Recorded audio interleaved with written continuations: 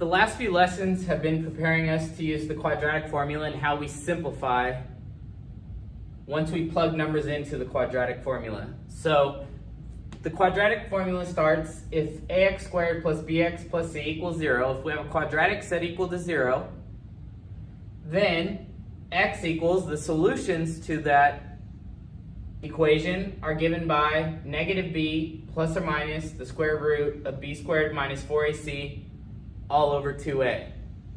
Now this method is a universal method, meaning that any quadratic equation that you're given, you can use this method to solve. We've talked about solving by factoring, and that only works if the quadratic you're given is factorable. So, we will talk about in this lesson which problems can be factored, which problems use the quadratic formula, where do you start, and kind of the thought process behind that. So you will have to memorize this formula, but once you get used to using it a few times, it becomes pretty easy, and it doesn't seem as daunting as it looks right now. All right, so we're gonna just go through a few examples and solve some of these equations. So we have 4x cubed minus 33 equals negative x.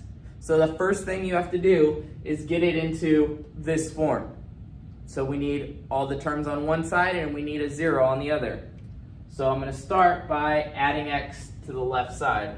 So I have 4x squared plus x minus 33 equal to 0. All right? Now at the beginning, when you're just getting used to the formula, I would recommend to write out your a value, your b value, and your c value. Okay, from there it's just a matter of plugging into the formula. All right, so we have x equals negative b. So I do recommend when you're plugging into a formula to plug in parentheses.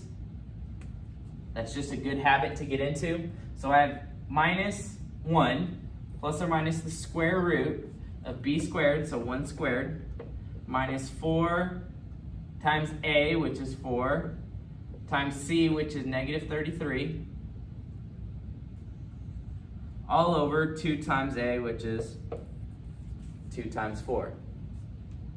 From here, it's all simplification. You've plugged into the formula, it's all simplifying. Okay, so you get x equals negative 1 plus or minus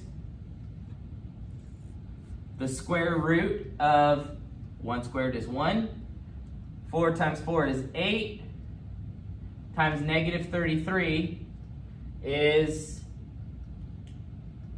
528, negative 528, and since you have a minus here, it's minus a negative 528, so that's going to be plus 528, all over 8. Okay, we got to keep simplifying. Negative 1 plus or minus the square root of 529 all over 8. All right, then I would use a calculator to see if that's a perfect square. Turns out that it is a perfect square, and since I'm running out of board space, I'm going to continue up here.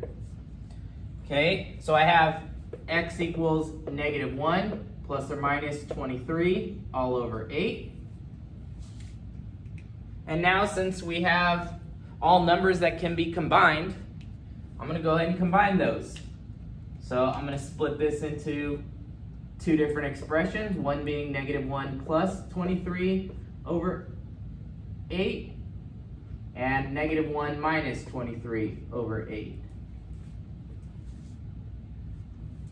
All right, so negative 1 plus 23 is 22 over 8, which reduces to 11 over 4. And then negative 1 minus 23 is negative 24 over 8, which is negative 3. And there's your solutions to this equation. Now, you might be wondering, well, can I factor and get those solutions? Because those look like solutions that I got when I factored. Yes, you can. I showed this method because it's under this lesson, and I'm showing it's an option. but maybe it is a good idea to try and factor this and see if you get the same solutions. That might be a good exercise to remind yourself how to solve by factoring.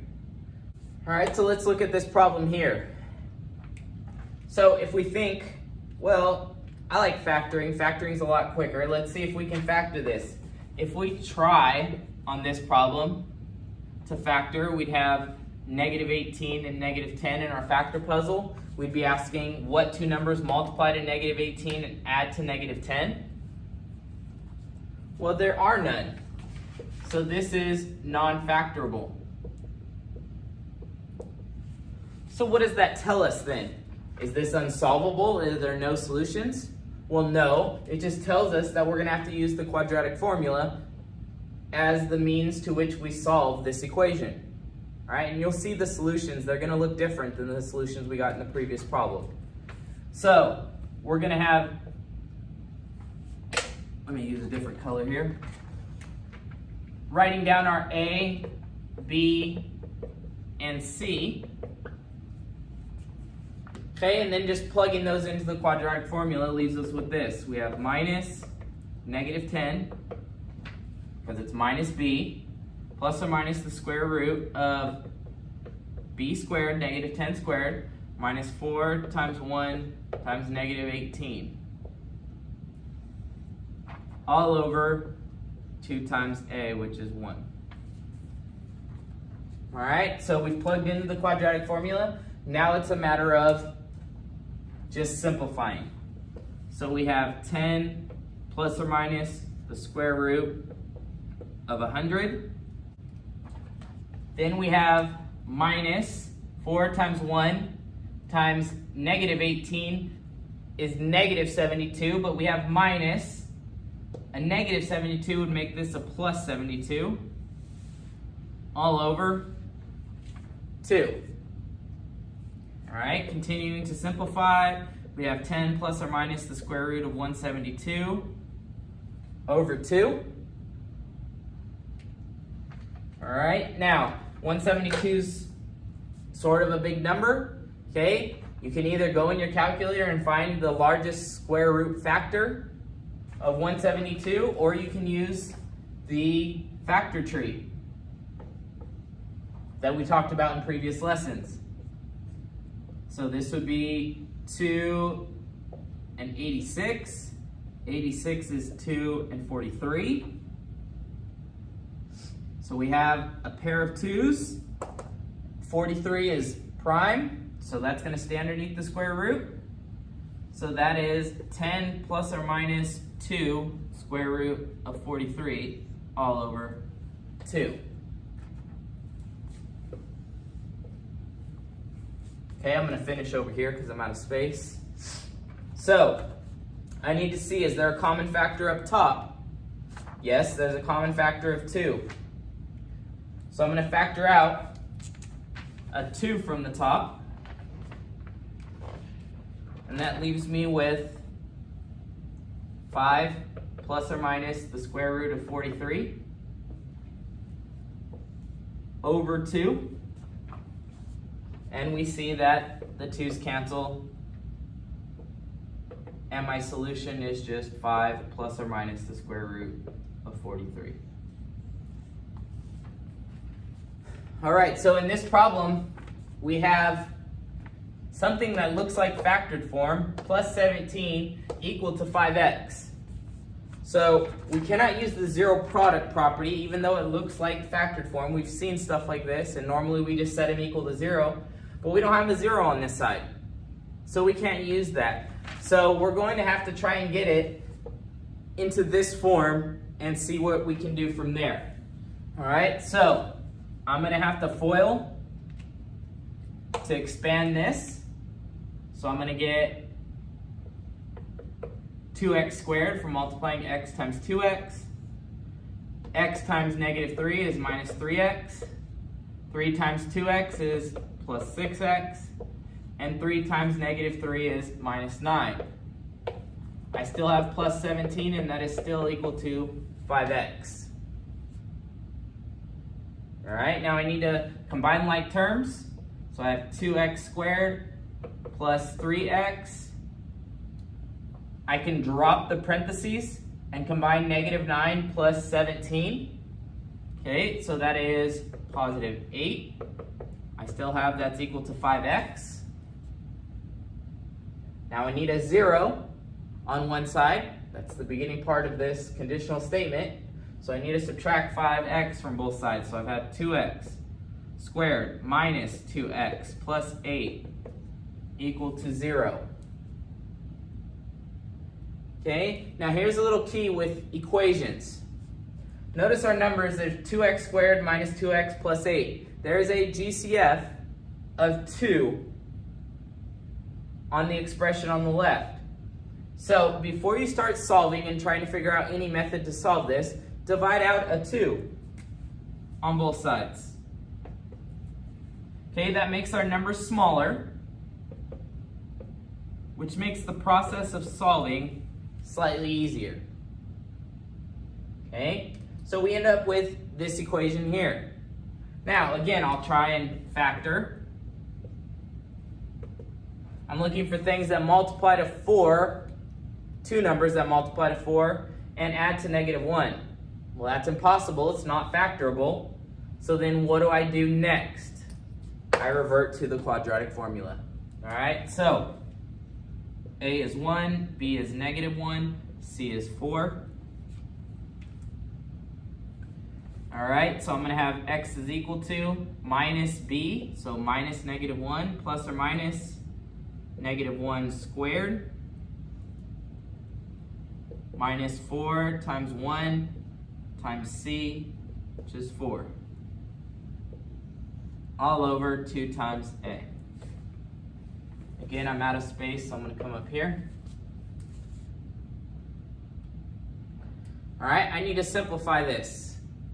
So I'm going to have x equals 1 plus or minus negative 1 squared is 1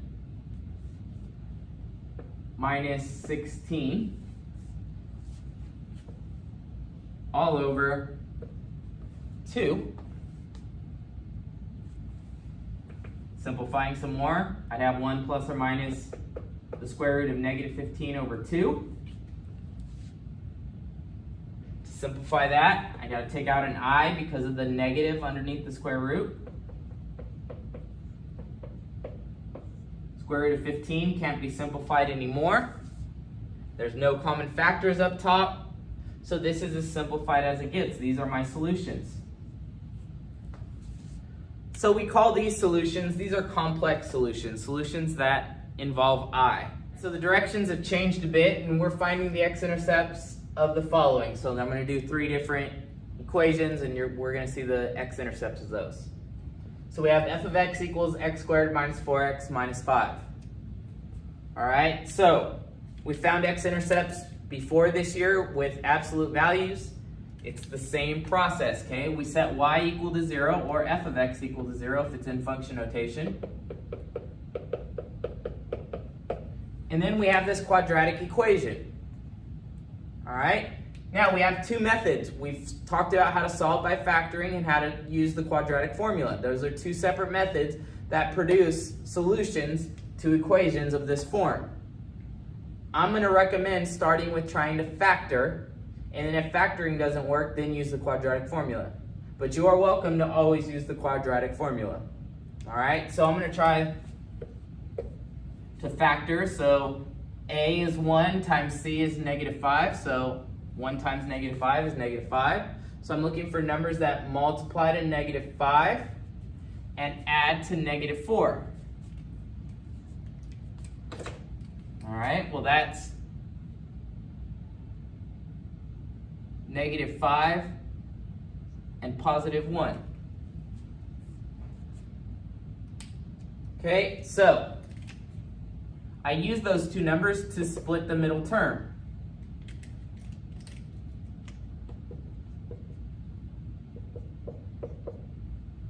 Okay, these 2, if we combine them, make negative 4x.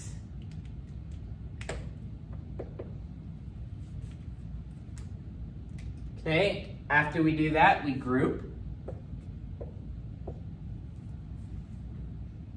Take a GCF out of each group.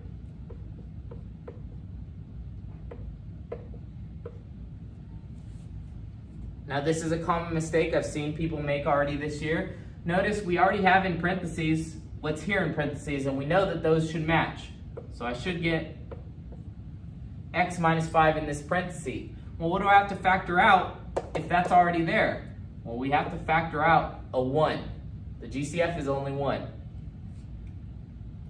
So now we factor by GCF again because there's a common factor of x minus 5 in the two terms up here. So we have x minus 5 times x plus 1. And then using the zero product property, we'd have x minus 5 equals 0, x plus 1 equals 0, so x equals 5, or x is negative 1. So our x-intercepts for this function are 5, 0, and negative 1, 0. We're still finding the x-intercepts, so I'm going to start by trying to find the x-intercept using factoring. All right, so in factoring, we multiply a times c, which is negative 20. The value of b is 10, so we're looking for two numbers that multiply to negative 20 and add to 10. Okay, well there's no two numbers that work, so this is not factorable. All right, so when I have 0 equal to 4x squared plus 10x minus 5, I know factoring isn't an option. All right, so I'm going to use quadratic formula. So I have a equal to 4, b equal to 10, c equal to negative 5.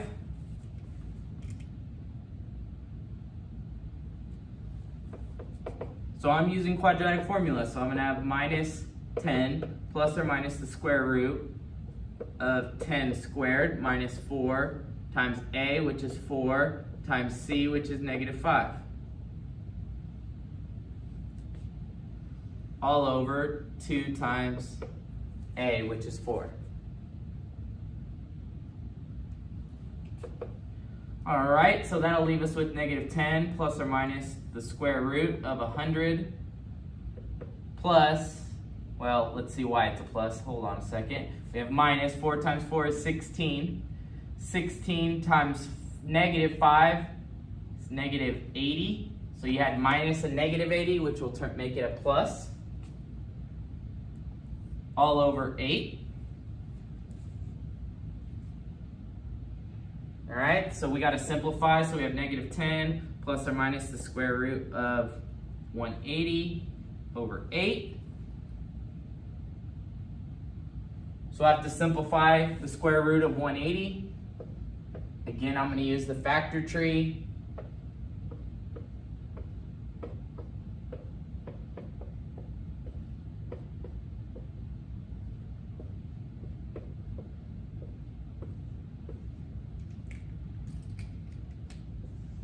Notice I have 2 squared and 3 squared as a factor, and 5 is what's left as a single. So the square root of 180 is 6 times the square root of 5 over 8.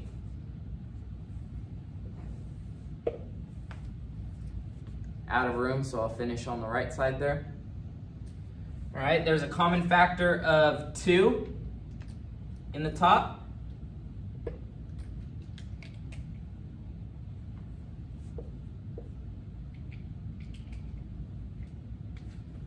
And inside the parentheses, I'd have negative 5 plus or minus 3 square root of 5. And that's all over 8. 8 has a common factor of 2.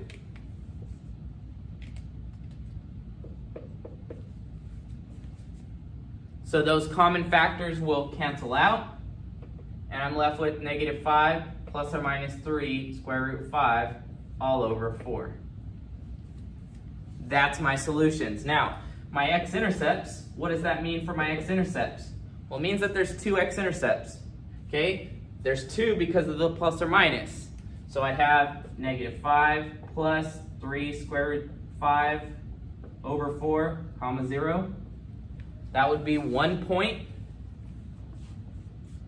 Okay, the second point would be negative 5 minus 3 square root 5 over 4, comma 0. So these x-intercepts are different from the x-intercepts that we saw in the first problem. We call the solutions, or the roots in the first problem, rational solutions. Those were rational numbers. We call these numbers irrational solutions. And you're going to notice when the quadratic formula is the only option to solving the equation, okay, your roots are either going to be irrational or they're going to be complex. Okay, when you can factor, we call those solutions rational. Okay, so that is an important topic that will come up in the next lesson, so kind of keep that in mind. These can be graphed on the xy plane, okay, they're just not pretty looking numbers. Okay, so last example, we have 3x squared minus 5x plus 5. So again, just like the previous problem, I'm going to try and factor it first.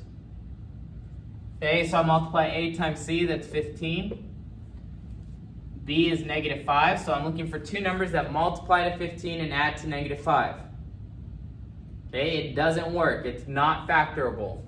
So when I go to find the x-intercepts, I know that my only option is using the quadratic formula. So a is 3, b is negative 5, c is 5. So plugging that into the formula, I have x equals minus negative 5 plus or minus the square root of negative 5 squared minus, for now, 4 times a times c, which is 5, all over 2 times a. Okay, now I got to combine everything that's underneath the square root. So I'm going to have positive 5, because minus a negative makes a positive. 5 plus or minus the square root of 25 minus 4 times 3 is 12 times 5 is 60. Okay, and I get x is equal to 5 plus or minus the square root of negative 35 over 6,